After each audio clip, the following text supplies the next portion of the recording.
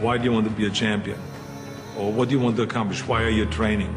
And they will, if a guy will get up and he will say, well, I want to train because I think that if I get muscular and, I feel like I'm getting the kind of definition, then I maybe can enter a bodybuilding competition. I said, sit down. I said, if you think this way, you're going to be a loser. You're never going to make it because there's no maybe. You got to get up and say, I want to be a champion. And this last 2 or 3 or 4 repetitions, that's what makes actually the muscle then grow. And that divides then one from a champion and one from not being a champion. If you can go through this pain barrier, you make it to be a champion. If you can't go through, forget it. And that's where most people lack, is on this having the guts to go in and just say, I go through and I don't care what happens. It aches, and if I fall down, I have no fear of fainting in the gym, because I know it could happen. I threw up many times while I was working out, but it doesn't matter, because it's all worth it. So I had to kind of accomplish something big that takes me to America.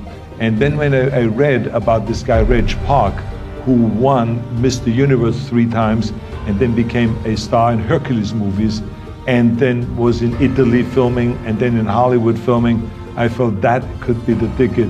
I should become Mr. Universe. I should become kind of a second Reg Park. Of course, no one really bought into that. My parents thought I was totally insane. And I remember that I hung up pictures above my bed, for inspiration, pictures of Reg Park in his posing trunks and all that. My mother was so concerned, she called the local doctor, and she had him analyze the wall because she thought that there's something terribly wrong, that I have naked man above my bed, and all of my buddies had women hanging above their bed, and so she was concerned about that. And but I think that my parents really thought that there was something terribly wrong of being that driven. Because I would come home at lunchtime, and then instead of having lunch, I would do 200 sit-ups.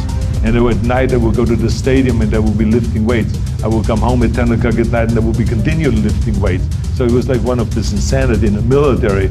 I would continue lifting weights no matter how the training was and how tough the basic training was. I would always then lift weights afterwards.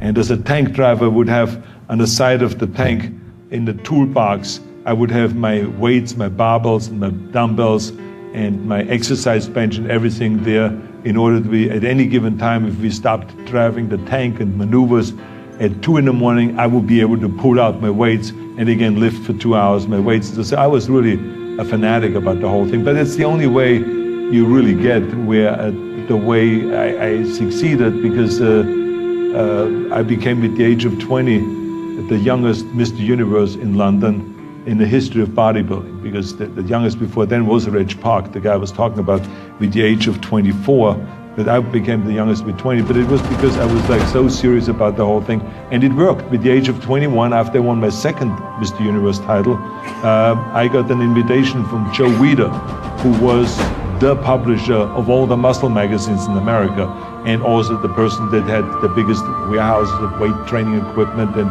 had food supplement companies and all this. And he brought me to America, and so there I was. 6 years after my dream started, I was in America. I think it's the most important thing that we have a very clear vision of where we go. A goal, where do we go? Because you can have the best ship in the world. You can have the best cruise liner, but if the captain does not know where to go, that ship will drift around the world and out there at sea and will never end up anywhere. And this is exactly the way it is in real life. If you don't have a goal, if you don't have a vision, you just drift around and you're not going to be happy. This is why it is so important to have that vision. Now, I created that vision in Austria because I grew up after the Second World War. Austria, right along with Germany, lost the Second World War, thank God. And the problem was that everyone was so depressed because they lost the war, that there was alcoholism everywhere. There was, of course, depression. There was a terrible economic situation. There was famine. There was starvation and all of those things. And also it was kind of a little place and narrow. I felt kind of, I wanted to get out of there. I wanted to escape. And I couldn't see myself really to work there and to stay there, to work in a factory, or to work on a farm, or to even to follow my father's footsteps and to become a police officer. I couldn't see that either. As a matter of fact, that's what my parents wanted me to do. They wanted me to become a police officer and to marry a girl by the name of Heidi and to have a bunch of children and to run around like the Von Trapp family in The Sound of Music. But that's not what I saw. This was the vision of my parents, but not mine. And luckily, one day in school, I watched a documentary about America.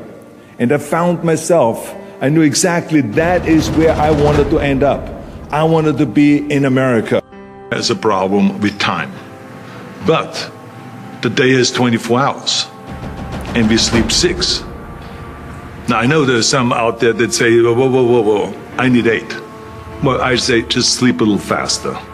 Because the bottom line is we have 6 hours of sleep, 24 hours are available, so you have 18 hours now available to your work, your family, your hobbies, and also to learn something new or to do something new, which could easily be that you want to learn a new language, or that you want to read as a New Year's resolution, have to read a book every week, or you say, I'm going to go and reshape my body.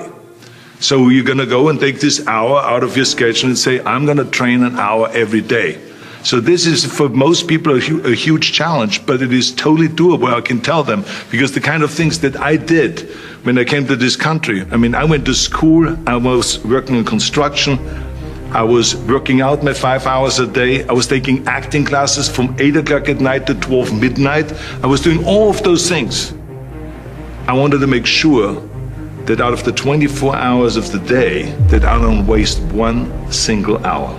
Those hours were too precious. And so there I just want to tell people, don't give me this thing, I have a difficult time with the time and I don't have time for this and I don't have that. You have time, you make the time. Important, but the mind is more important than the body. You have to visualize what that body ought to look like in order to make it win, because that's what creates then the will that you need to go to the gym every day. The will that makes you go into the 4 reps, the will that makes you go beyond and you do your 500-pound reps in the squats and you can't do another rep and your body is shaking. It's the will that makes you go one more time down and struggle up one more time. And so it's all of this, so the mental aspect that motivates you and that makes the difference between you being in the gym full of joy and looking forward to doing that extra rep and looking forward to doing those extra 100 reps in the sit-ups and working past the pain period. That all is the mind, that's not the body. So this is why I think the body is very important, but the mind is more important than the body. We have so many rules in life about everything. I say break the rules, not the law, but break the rules. My wife has a t-shirt. My wife has a t-shirt that says, well-behaved women rarely make history. Or, you know, I don't want to burst a bubble, but the same is true with man. It is impossible to be a maverick or a true original if you're too well behaved and don't want to break the rules. You have to think outside the box. That's what I believe. After all, what is the point of being on this earth if all you want to do is be liked by everyone and avoid trouble? The only way that I ever got any place was by breaking some of the rules. After all, I remember that after I was finished with my bodybuilding career, I wanted to get into acting and I wanted to be a star in films.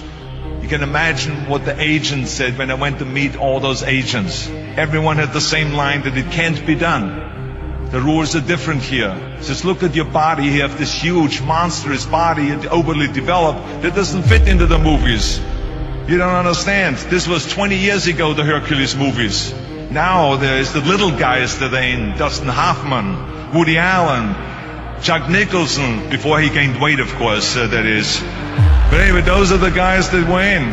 And the agent also complained about my accent. He says, no one ever became a star with an accent like that, especially not with a German accent. And yes, I can imagine with your name, Arnold Schwarzenegger, or whatever the name is, on a billboard. Yeah, that's going to draw a lot of tickets and sell a lot of tickets. Yeah, right.